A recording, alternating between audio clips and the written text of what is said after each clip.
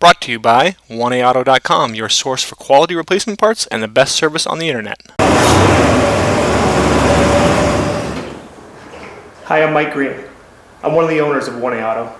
I want to help you save time and money repairing and maintaining your vehicle. I'm going to use my 20+ years experience restoring and repairing cars and trucks like this to show you the correct way to install parts from 1AAuto.com. The right parts installed correctly.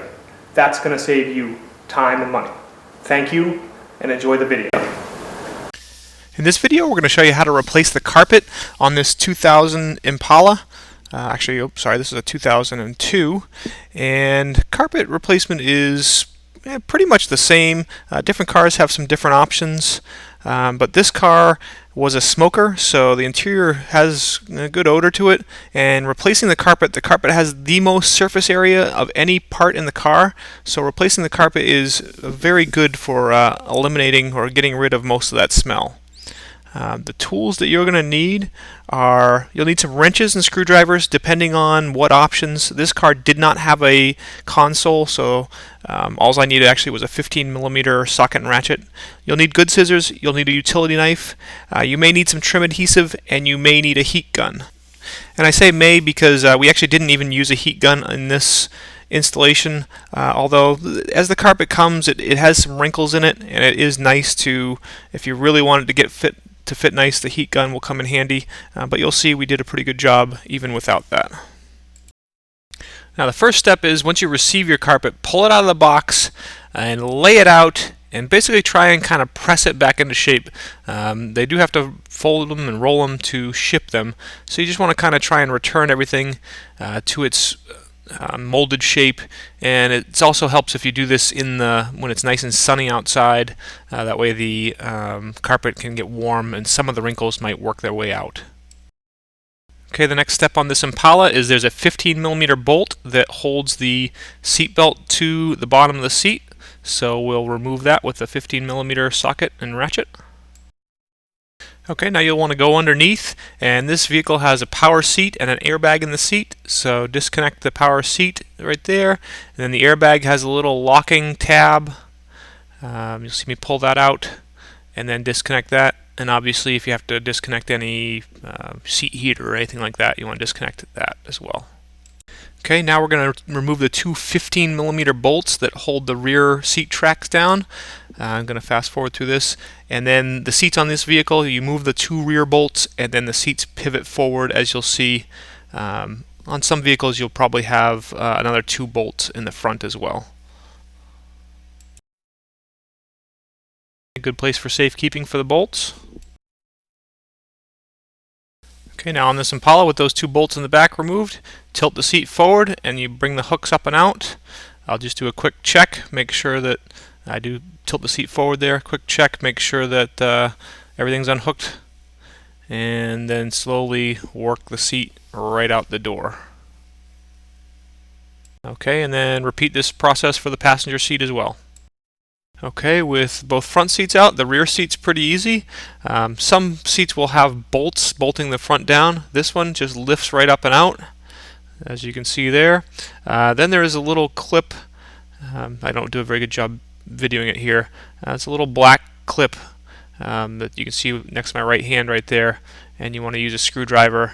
If that clip comes up with the seat, you pry it off, and you can see that little hole next to my knee where that clip goes back into.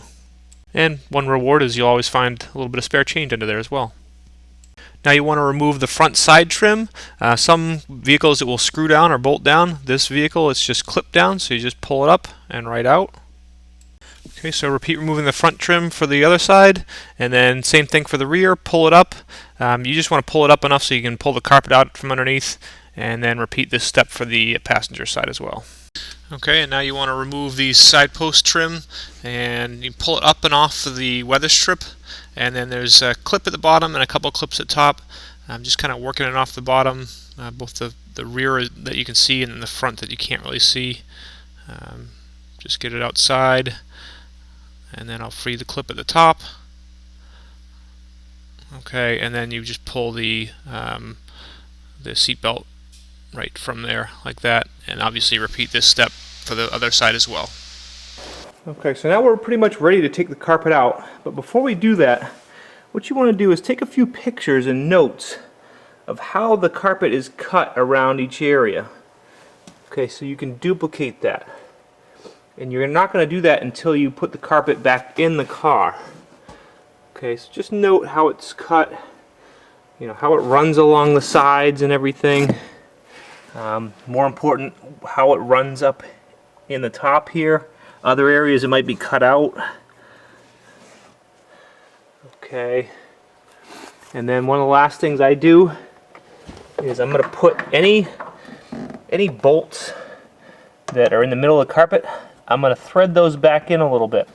That way when I put the new carpet down, that is sticking up and it's easy for me to make a cross cut and then put the carpet down around that bolt when I'm ready. Okay, so now you can see I'm going to fast forward here. Basically this carpet has a couple little more attachment points where it's just stapled onto a couple of clips. But basically I'm just going to pull the middle of the carpet up and then just kind of roll it up in the car and pull it out through the door.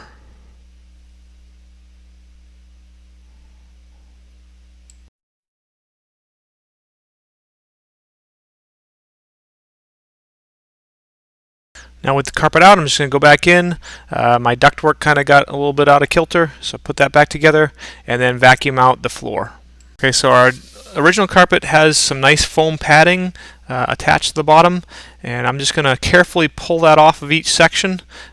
Here's where a heat gun could really help you out. The heat gun would probably release that glue a lot faster, but just carefully pull it off. And now section by section I'll take it, and the larger sections I'll just lay right into the spot where they were.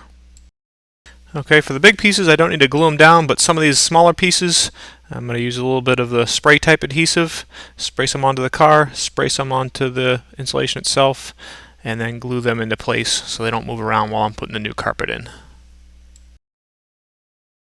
Okay, now I've basically lined the carpets up together, and I have the new one on bottom and the old one on top, and this shows me just some of the areas where the new one, it may not be cut out due to different options available for different cars or whatever, but I don't want to actually make any big cutouts, but I do want to make slits just to relieve the carpet in these areas, or I'll have more difficulty getting the front to go up in because there's a bunch of extra carpet. So I'm not cutting the section out, but I am just making slits so it's relieved in the same way, and we'll speed it up here as I do that for some of the other sections.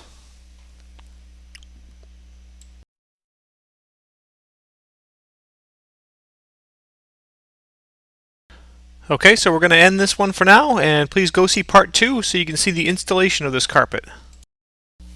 We hope this helps you out. Brought to you by www.oneauto.com, your source for quality replacement parts and the best service on the internet. Please feel free to call us toll-free 888-844-3393. We're the company that's here for you on the internet and in person.